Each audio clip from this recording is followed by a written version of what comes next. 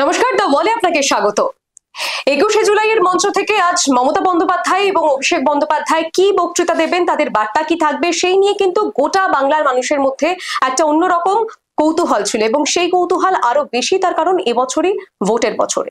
এবং আজকের সেই বক্তৃতায় কি উঠে এলো সেই নিয়ে আজকে আমাদের আলোচনার সঙ্গে রয়েছেন দ্য ওয়ালের editor in chief Shankhadeep Das. শঙ্খদা, আজকে মমতা বন্দ্যোপাধ্যায়ের বক্তব্যে আমরা বারবারই দেখতে পেলাম বাংলা ও বাঙালিকে নিয়ে প্রশ্ন বাংলা ও বাঙালির বিষয় উঠে এলো এবং বাংলার ভিন রাজ্যে বাঙালিদের উপরে যে ধরপাকড়, যে অত্যাচার, সেই বিষয়টা নিয়ে কিন্তু কথা বললেন এবং সেই সঙ্গে ভোটার তালিকায় যে সংশোধন, সেই বিষয়টাও বক্তব্যে উঠে এলো এবং আমরা গতকালই এই বিষয়টা নিয়ে আলোচনা করেছিলাম। তো যেমনটা অ্যান্টিসিপেট করা হয়েছিল তেমনটাই কিন্তু তার বক্তব্যে থাকলো।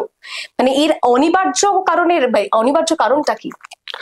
না, মানে ব্যাপারটা হচ্ছে যে দেখো, আমি কালকেও বলেছি, সেটা হচ্ছে যে মনে রাখতে হবে যে তৃণমূল সরকারের 14 বছর হয়ে গেছে, ভোট আস্তে আস্তে 15 বছর হয়ে যাবে। একটানা প্রায় 15 বছর ধরে যদি কোনো সরকার ক্ষমতায় থাকে, তার বিরুদ্ধে স্বাভাবিক অ্যান্টি ইনকামবেন্সি তৈরি হয়, প্রতিষ্ঠান বিরোধিতা। যে সরকারের যেমন সাফল্য থাকে, ব্যর্থতাও তো থাকে, কিন্তু মানুষ বা বিরোধীরা ব্যর্থতার দিকগুলোই বেশি করে তুলে ধরে। তো এই সরকারের বিরুদ্ধে প্রতিষ্ঠান বিরোধিতার বিভিন্ন রকম উপাদান রয়েছে। তারপরে দেখো যে হালফিলে নানা রকম ঘটনা ঘটেছে, কসবার কাণ্ড হোক, আরজি করের মর্মান্তিক ঘটনা হোক, বা এই যে এতগুলো মানুষের, এতগুলো ছেলে মেয়ের চাকরি চলে যাওয়া হোক, এই শিক্ষকদের চাকরি চলে যাওয়া, বা ধরো অতীতেও চিটফান্ড কেলেঙ্কারি অভিযোগ ইত্যাদি প্রভৃতি নানা রকম প্রতিষ্ঠান বিরোধিতার উপাদান রয়েছে। তার ফলে 15 এবং সেগুলো খুব স্ট্রং। 15 বছর সরকারে থাকার পরে যে প্রতিষ্ঠান বিরোধিতা তৈরি হয়, সেটা স্বাভাবিকভাবে খুবই স্ট্রং হয়। এখন যে ক্ষমতাসীন দল, তাকে তো তার সাফল্যটার সঙ্গে সঙ্গে এইগুলো থেকেও মুখ ঘোরানোর একটা কৌশল বার করতে হয় এবং এমন একটা ওভারআর্কিং বিষয়কে সামনে রাখতে হয় যেটা তার বিরুদ্ধে প্রতিষ্ঠান বিরোধিতার বিষয়গুলোকে ঢেকে দিতে পারে। তো বাংলা বাঙালি এই আবেগ, এই আবেগের শান দেওয়াটাকে তুমি সেভাবেই দেখতে পারো যে এমন একটা বিষয়কে তুলে নিয়ে আসা যেটা হচ্ছে এই সরকারের বিরুদ্ধে প্রতিষ্ঠান বিরোধিতার উপাদানগুলোকে ঢেকে দিতে পারে একটা চাদরের মতো। ঠিক এই কারণেই যে বাংলা এবং বাঙালির বিষয়গুলোকে নিয়ে আসা। এর একটা দ্বিতীয় কারণও রয়েছে। দ্বিতীয় কারণ হচ্ছে যে দেখো, 21 সালের বিধানসভা ভোটের সময় থেকে আমরা দেখেছি যে এই বাংলা বাঙালির বিষয়টা বেশি করে আসে। তখন প্রশান্ত কিশোর ছিলেন আইপ্যাক, এখনো আইপ্যাক আছে, তখন প্রশান্ত কিশোর ছিলেন মেন পলিটিক্যাল উপদেষ্টা, অ্যাডভাইজার। এবং তখন তৃণমূলের স্লোগান কি ছিল? বিজেপিকে তৃণমূল বলেছিল যে বাংলা বহিরাগত, আর মমতা বন্দ্যোপাধ্যায়কে নিয়ে স্লোগান ছিল বাংলা নিজের মেয়েকেই চায়। তো তখনও একটা বাংলা বাঙালি ছিল কিন্তু, এবং বিজেপিকে বহিরাগত বলে দেখে দেওয়া ছিল। ঠিক আছে। দুই, তুমি দেখো 2024-এ কি হলো। 2024-এ তৃণমূলের স্লোগান ছিল যে তৃণমূলের গর্জন, বাংলা বিরোধীদের বিসর্জন। মানে তখন একটা বাংলা বাঙালি ছিল। তো ফলে পলিটিক্যাল পার্টিদের কি হয় যে যখন একটা পথ থেকে যখন বা একটা জায়গা থেকে একটা স্লোগান তুলে যখন রেজাল্ট পেতে শুরু করে, সেই এক্সপিরিয়েন্সটা থেকে সেটাকে ফার্দার এগিয়ে নিয়ে যেতে চায়। তো তুমি ওই যে বিজেপিকে বহিরাগত বলে দেখে দেওয়া বা বিজেপিকে বাংলা বিরোধী বলা, তারই একটা এক্সটেনশন হচ্ছে যে এই যে বাংলা বাঙালি অস্মিতা নিয়ে মমতা বন্দ্যোপাধ্যায়, এবং বলছে যে বাংলা ভাষার উপরে সন্ত্রাস হচ্ছে। এটাকে আরো এস্টাবলিশ করা বা এটাকে তুলে ধরা সহজ হয়েছে এই কারণে, কারণ যেহেতু অসমে হেমন্ত বিশ্ব শর্মা সরকার বলেছেন যে যাদের মাতৃভাষা বাংলা তারাই বিদেশি, সুতরাং তাদেরকে এনআরসি তালিকায় ফেলে দাও। বা এই যে বিজেপি রুল স্টেট গুলোতে যে বাংলাদেশি অনুপ্রবেশকারীদের খুঁজতে গিয়ে যেভাবে ছানবিন হচ্ছে, সেটাকে হাতিয়ার করে নেওয়া, এটাকে তার পক্ষে সহজ হয়েছে। আর একটা বিষয় এখানে ইন্টারেস্টিং আছে, সেটা তুমি দেখো, সেটা কালকেও আমি কিছুটা বলেছিলাম যে তৃণমূলের গোড়া থেকে মতাদর্শ কি ছিল। তৃণমূলের গোড়া থেকে আবেগ বা মতাদর্শ একটাই ছিল, সেটা হচ্ছে সিপিএম বিরোধিতা। সিপিএম বিরোধিতা থেকেই তৃণমূলের জন্ম। তো এখনো তুমি দেখো যে সিপিএম অপ্রাসঙ্গিক হয়ে গেছে, ফলে সেই তৃণমূলের সেই জেদ, সেই লড়াইয়ের ব্যাপারটাই অনেকটা মানে আক্রোশটা কোথাও গিয়ে কমে গেছে। ঠিক আছে, তার কারণ হচ্ছে সিপিএম কেই প্রাসঙ্গিক দেখা যাচ্ছে না। তো একটা পলিটিক্যাল পার্টির মধ্যে যদি সেই জেদ, সেই তাকে না থাকে বা তাহলে তাকে একসঙ্গে চালিত করাটা খুব ডিফিকাল্ট। বিজেপির ক্ষেত্রে যেটা সমস্যা হচ্ছে, মানে তৃণমূলের সামনে বিজেপির ক্ষেত্রে সমস্যা, দেখো একটা সময় বিজেপি এবং তৃণমূল একসঙ্গে কেন্দ্রে জোট সরকার চালিয়েছে, তার ফলে বিজেপিকে বহু তৃণমূল হয়তো বা তৃণমূল নিচে কর্মীরা সহজাত প্রতিপক্ষ মনে করেন, ঠিক আছে, মানে ন্যাচারাল একটা যেটা যেটা সিপিএম এর বিরুদ্ধে ছিল, কারণ সিপিএম এর কাছ থেকে অনেকের কাছে মার খেয়েছে, অত্যাচারিত হয়েছে, বিজেপির কাছ থেকে তো সেটা খায়নি, ফলে বিজেপির সঙ্গে একটা সময় তোমার যে বন্ধু সম্পর্ক ছিল, একটা সময় জোট সম্পর্ক ছিল, তার ফলে বিজেপিকে তো সেই সিপিএম কে যেরকম ভাবে একটা শত্রু বলে দেখা বা একটা ভেতর থেকে একটা আক্রোশ আসা, সেটা বিজেপির নেই, বিজেপি সম্পর্কে নেই। রাদার বিজেপির সঙ্গে অতীতে সরকার চালানোর অভিজ্ঞতা রয়েছে, সেই জায়গা থেকে যে বিজেপি বিরোধিতার জন্য একটা কিছু গুজে দেওয়ার দরকার তৃণমূলের কর্মীদের মনে।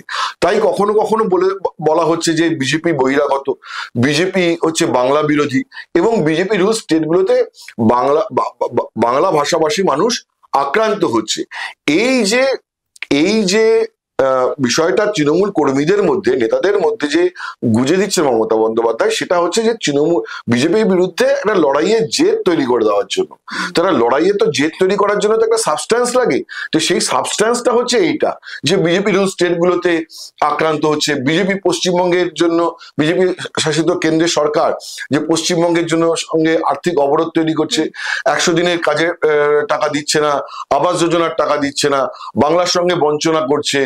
হ্যাঁ, এই বিষয়গুলোকে বারবার করে ইনফিউজ করা তৃণমূল কর্মীদের মধ্যে, যাতে তাদের বিজেপির বিরুদ্ধে একটা লড়াইয়ের জেদ তৈরি হয়, সেইটা হচ্ছে এটা পারপাস, এই বাংলা বাঙালি এই ব্যাপারটাকে বারবার করে তুলে নিয়ে আসার জন্য। ঠিকই।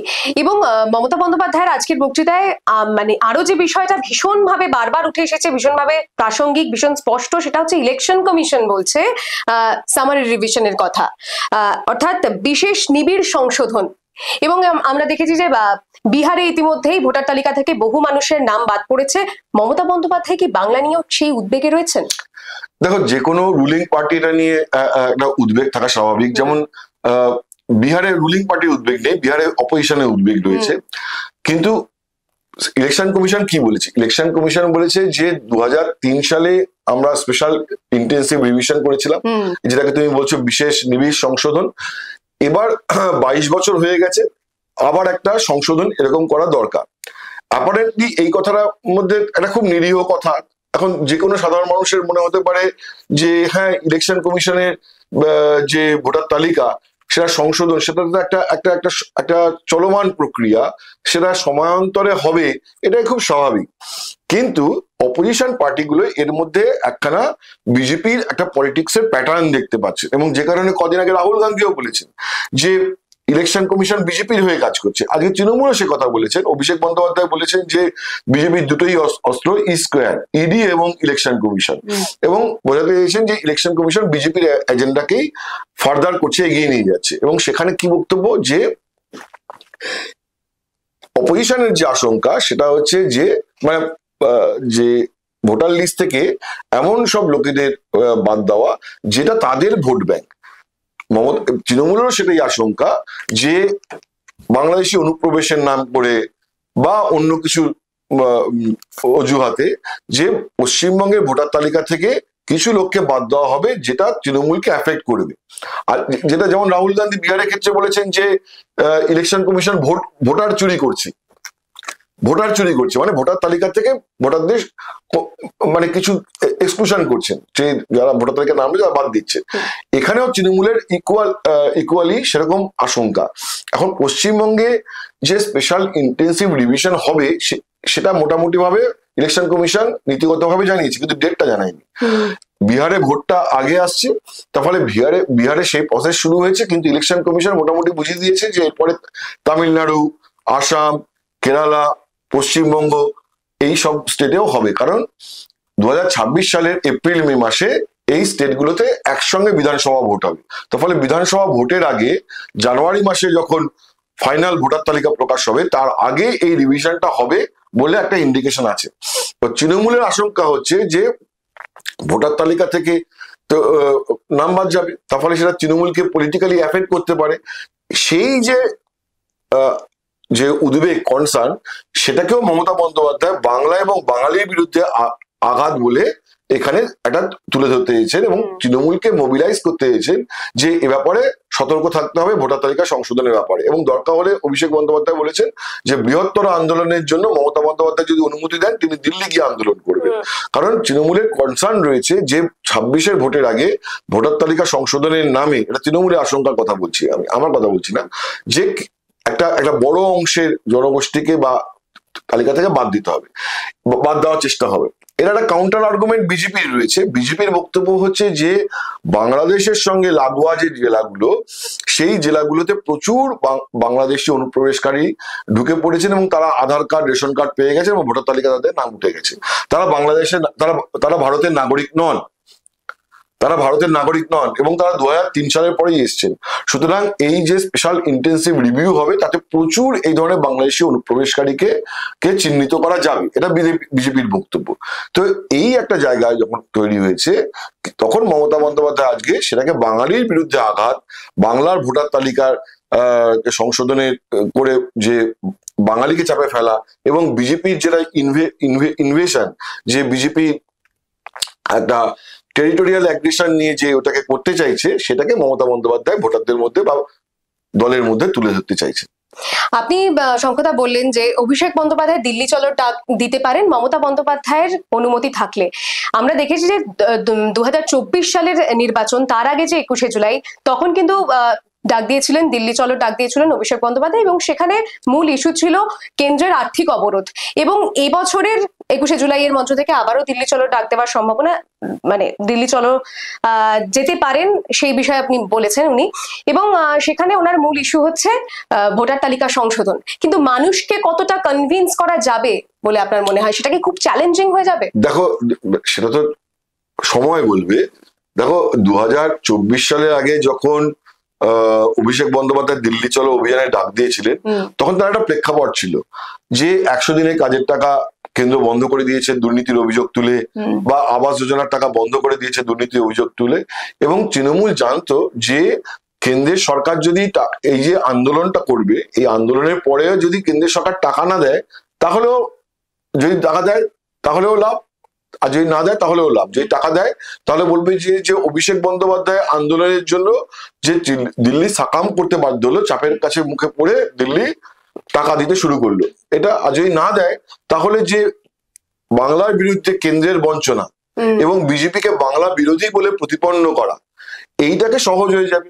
এই যে লোকসভা ভোটের সময় অভিষেক বন্দ্যোপাধ্যায় স্লোগান তুললেন 10ই মার্চের সভা থেকে, যে তৃণমূলের গর্জন, বাংলা বিরোধীদের বিসর্জন, এই যে তৃণমূলকে, বিজেপিকে বাংলা বিরোধী বলে প্রতিপন্ন করা, তার তো একখানা প্রক্রিয়াগতভাবে তিনি এগিয়েছেন। দিল্লিতে গেছেন, গিয়ে আন্দোলন করেছেন, আবার এখানে রাজ্যপালের সামনে বা রাজভবনের সামনে ধর্ণা দিয়েছেন এবং জানতেন, তৃণমূলের নেতারাও জানতেন যে দিল্লি টাকা দেবে না, টাকা না দিলেই বিজেপিকে বাংলা বিরোধী বলে প্রতিপন্ন করাটা সহজ হবে। তো ফলে একটা ডিজাইন নিয়ে ওই আন্দোলন তৈরি করেছে। কিন্তু এখানে কি হয়েছে, এখানে একটু চ্যালেঞ্জিং। তার কারণ হচ্ছে যে দেখো, ইলেকশন কমিশন একটি সাংবিধানিক প্রতিষ্ঠান, তো সেইখানে ইলেকশন কমিশন যেটা বলে দিয়েছে, সেটা কেন্দ্রের সরকার মানতেও বাধ্য। যদি আজ ইলেকশন কমিশন বলে দেয় যে পশ্চিমবঙ্গে স্পেশাল ইন্টেন্সিভ রিভিশন হবে, সেটাকে আটকানো, সেটা তো আর কোনো রাজনৈতিক আন্দোলন দিয়ে আটকানোর চ্যালেঞ্জিং, কারণ এটা তো কেন্দ্রের সরকারের হাতে নেই। কেন্দ্রের সরকার বলবে আমি তো করছি না, ইলেকশন কমিশন করছে। তাহলে একটাই রাস্তা হতে পারে যে আদালতের কাছে যাওয়া। যেমন বিহারে ঘটনার পরে সুপ্রিম কোর্টে মামলা হয়েছে, কিন্তু সুপ্রিম কোর্ট তো আটকায়নি। সুপ্রিম কোর্টও বলে দিয়েছে যে সুপ্রিম কোর্ট টাইমিংটা নিয়ে কোয়েশ্চেন করেছে পর্যবেক্ষণে, কিন্তু সুপ্রিম কোর্ট তো প্রসেসটাকে আটকায়নি। তো সুপ্রিম কোর্ট যদি প্রসেসটাকে না আটকায় তাহলে কি করে এটা আটকাবে? তার ফলে এইটা আর আগের বারের আন্দোলনের মধ্যে একটা কোয়ালিটেটিভ একটা ডিফারেন্স রয়েছে এবং সেই কারণেই এটার ভেতরে একটা চ্যালেঞ্জও রয়েছে। কিন্তু এর আগে যে দিল্লি চলো ডাক দিয়েছিলেন অভিষেক বন্দ্যোপাধ্যায়, সেক্ষেত্রে কিন্তু উনি 21শে জুলাইয়ের মঞ্চ থেকে রীতিমতো তারিখ ঘোষণা করে দিয়েছিলেন যে 2 অক্টোবর 2024 সেই তারিখেই দিল্লি চলো অভিযান করা হবে। কিন্তু এবারের 21-এর মঞ্চ থেকে কিন্তু সেই ডেট অ্যানাউন্স তিনি করেননি। এটা কেন ডেট অ্যানাউন্স করেননি? তার দুটো কারণ হতে পারে। একটা হচ্ছে যে তৃণমূল মেজার করছে যে এই প্রসেসটা, এই যে ভোটার লিস্টের সংশোধনের কথা বলছে, এটা কতদূর কি যেতে পারে, এটা একটা দেখছে। এখনো তো পুরোপুরি পশ্চিমবঙ্গের উপর আছড়ে এসে পড়েনি, যে ইলেকশন কমিশন বলেনি যে অমুক তারিখ থেকে পশ্চিমবঙ্গে স্পেশাল ইন্টেন্সিভ রিভিশন শুরু হবে, এটা হচ্ছে এক। সুতরাং সেই কারণে কোনো ডেট দেয়নি। তো যদি আজকে ইলেকশন কমিশন এরকম একটা গাইডলাইন দিয়ে দেয়, তারপরে তৃণমূল যদি মনে করে যে সেটা একটা উদ্বেগের কারণ রয়েছে, তাহলে তখন হয়তো একটা ফার্দার ডেট ডিসাইড করতে পারে, বা মেরিট কতটা, যে গেলে কতটা সুবিধা হবে না সুবিধা হবে। কারণ আমি বারবার বলছি, এটা গতবারের যে বিষয় তার থেকে এটা কমপ্লিটলি একটা ডিফারেন্ট বিষয়, ঠিক আছে? তো এইটাকে কেন্দ্র সরকারকে এবং সাধারণ মানুষকেও তো কনভিন্স করতে হবে যে এই যে রাহুল গান্ধী বলছেন বা অভিষেক বন্দ্যোপাধ্যায় বলছেন যে ইলেকশন কমিশন বিজেপির হয়ে কাজ করছে, তো এইটাকে তো মানুষকে কনভিন্স করতে হবে। যেমন ওই যে আগের বারের ক্যাম্পেইন মানুষকে কনভিন্স করতে পেরেছিলেন, যে প্রথমে তারা সার্ভে করে দেখেছিলেন যে সাধারণ মানুষ জানেই না যে 100 দিনের টাকাটা কেন্দ্র দেয় না রাজ্য দেয়। তারপরে অভিষেক বন্দ্যোপাধ্যায় নবজোয়ার যাত্রার মধ্যে দিয়ে খালি প্রচার করেছিলেন এবং একটা মানুষকে বোঝাতে পেরেছিলেন যে এটা কেন্দ্রেই টাকা দেয়, কিন্তু কেন্দ্র টাকাটা দিচ্ছে না। এইবারে তো মানুষকে বোঝাতে হবে যে ইলেকশন কমিশন যেটা বলছেন, যে সেটা মানুষকে কনভিন্স করতে হবে যে হ্যাঁ, ইলেকশন কমিশন সত্যি বিজেপির হয়ে কাজ করছে। কারণ এর একটা কাউন্টার পলিটিক্স তো চলবে, যে বিজেপি বলবে যে না, বাংলাদেশি অনুপ্রবেশকারীদের ভোটার তালিকা থেকে বাদ দেওয়ার জন্য এটা করা হচ্ছে, যে যারা ভারতের নাগরিক নয় তারা কেন ভোটার তালিকায় থাকবে। তার ফলে চ্যালেঞ্জ আছে এবারে যে মানুষকে কনভিন্স করা।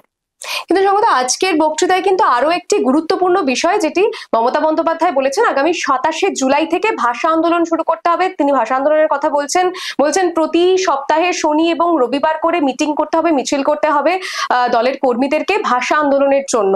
সেইটার কতটা ইমপ্লিকেশন রয়েছে? না দেখো, আজকে উনি কি বলেছেন, উনি বলেছেন যে বাংলা ভাষা আক্রান্ত, বাংলা ভাষার উপর সন্ত্রাস চলছে। অসমে হিমন্ত বিশ্ব শর্মা বলে দিয়েছেন যে বাংলা কারো মাতৃভাষা হলেই তাকে বিদেশি বলে চিহ্নিত করে ডিটেনশন ক্যাম্পে পাঠিয়ে দেওয়া হবে। বা অন্যান্য রাজ্যে, বিজেপি শাসিত রাজ্যে এই যে ঝুগ্গি ঝুপড়িতে যে বাঙালি ভাষাভাষীরা যাদের থাকেন, তাদের বাংলা কথা বলা মানে তাদের বাংলাদেশি বলে চিহ্নিত করে তাদেরকে পুশব্যাক করা হচ্ছে, চেষ্টা করা হচ্ছে। যে এইটা তো উনি বলেছেন। এখন এটা তো একটা দিশা দেখানো। এবারে যে কোনো পলিটিক্যাল এজেন্ডায় পার্টিকে একটা প্রোগ্রাম দিতে হয়, তবে তো সেটাকে নিয়ে সাধারণ মানুষকে বোঝানো সম্ভব হয়, বা সেটাকে নিয়ে একটা রাজনৈতিক আন্দোলন গড়ে তোলা যায়, বা সেটাকে নিয়ে পলিটিক্যালি, মানে ধরো এটা তো আলটিমেটলি ভোটের আগে হচ্ছে, ফলে ভোটটাকে মাথায় রেখে এটা করা, তো ভোটে যেন তার যে রেজাল্ট পাওয়া যায়, তো সেটার জন্য একটা প্রোগ্রাম দিতে হয় পার্টিকে। তো মমতা বন্দ্যোপাধ্যায় এই জন্যই সুনির্দিষ্ট একটা প্রোগ্রাম দিয়ে দিলেন যে 27শে জুলাই থেকে যে এই বাংলা ভাষা আন্দোলন শুরু হয়ে যাবে, এবং এই প্রোগ্রামটাতে যাতে সর্বাত্মক হয়, ওই জন্য উনি বলেছেন যে এই যে সাংস্কৃতিক জগতে যারা রয়েছেন, যারা আজকে 21শে জুলাই মঞ্চে ছিলেন, তাদেরকেও উনি একটা প্রোগ্রাম নিতে বলেছেন। যারা এই সিনেমায় বা টিভি সিরিয়ালে অভিনয় করেন, তাদেরকেও একটা প্রোগ্রাম নিতে বলেছেন। তো এইভাবে উনি যে একটা পার্টিকে একটা প্রোগ্রাম দিয়েছেন, যাতে করে যে উনি যে কথাটা বলছেন যে বাংলা এবং বাঙালি আক্রান্ত, সেইটা যেন একটা ধারাবাহিক প্রচার হয়, এবং পার্টিও যেন একটা ক্রমাগত একটা কর্মসূচির মধ্যে থাকে। তাহলে পার্টি যদি আইডল বসে থাকে না, পার্টিকে সবসময় হচ্ছে একটা কর্মসূচি দিতে হয়, একটা প্রোগ্রাম দিতে হয়। তাহলে তো পার্টির কর্মীরা কিছুই করবে না, বসে থাকবে, তাদেরকে তো চালিত করতে হবে। সেই কারণেই এই ভাষা আন্দোলনের কথা বলেছিলেন। ঠিক আরো একটা ডিফারেন্স আমরা আজকের বক্তৃতায় দেখেছি, যে অন্যবারে কিন্তু মমতা বন্দ্যোপাধ্যায়, অভিষেক বন্দ্যোপাধ্যায়রা নিয়ম শৃঙ্খলা, দলের নিয়ম শৃঙ্খলা নিয়ে বক্তৃতার একটা অংশ রাখেন, কিন্তু এই বছরের এই 21শে জুলাইয়ের বক্তৃতায় কিন্তু সেই বিষয়টা কোথাও ধরা পড়লো না। এটা আমি কালকেও কিছুটা বলেছি। দেখো, যখন যে বছর ভোট থাকে না, সে বছর পার্টির একটা শুদ্ধিকরণের চেষ্টা হয়। সব পার্টি তাই করে থাকে, যে পার্টির শুদ্ধিকরণের চেষ্টা করে। কারণ এখন তো ইমিনেন্ট কোনো ভোট নেই, তার ফলে পার্টির মধ্যে যে বেনজল ঢুকে গেছে, পার্টির মধ্যে যদি কারো আচরণ খারাপ হয়, সেইটাকে কোর্স কারেকশনের একটা চেষ্টা হয়। গত 21শে জুলাই, মানে গত বছরের যে 21শে জুলাই, সেখানেও তুমি দেখবে যে অভিষেক বন্দ্যোপাধ্যায় কড়া হুঁশিয়ারি দিয়ে বলেছিল, ঠিক আছে? কিন্তু এবছর তো ভোটের বছর, এবছর আর মানে সবাইকে সঙ্গে নিয়ে চলার বছর, এবছর আর এখন বাদ বিচার করার সময়ও নেই, ঠিক আছে? এখন গোটা পার্টিকেই একসাথে নামতে হবে। তাহলে এবছর মমতা বন্দ্যোপাধ্যায় যে কিছু বলেননি তা নয়, বলেছেন, 2-4 লাইন ছুঁয়ে গেছে, কিন্তু প্রাইমারি কনসার্ন হচ্ছে এবছর যে পার্টির সবাইকে র্যাঙ্ক অ্যান্ড ফাইল সবাইকে একসঙ্গে নিয়ে চলা এবং পার্টিকে ভোটমুখী করা। তো সেই কারণে এবছর ওইটা প্রায়োরিটিতে নেই, প্রায়োরিটিতে এবছর ইস্যুস গুলো রয়েছে, যে ইস্যুস গুলো নিয়ে আমরা আলোচনা করলাম। সুতরাং আজকের আলোচনা এই পর্যন্তই। পরবর্তীতে রাজ্য রাজনীতি, বিদেশ, খেলাধুলা এবং বিনোদনের যাবতীয় আপডেট জানতে চোখ রাখুন দ্য ওয়ালের পেজে। দ্য ওয়াল, খবর এখন এখানেই।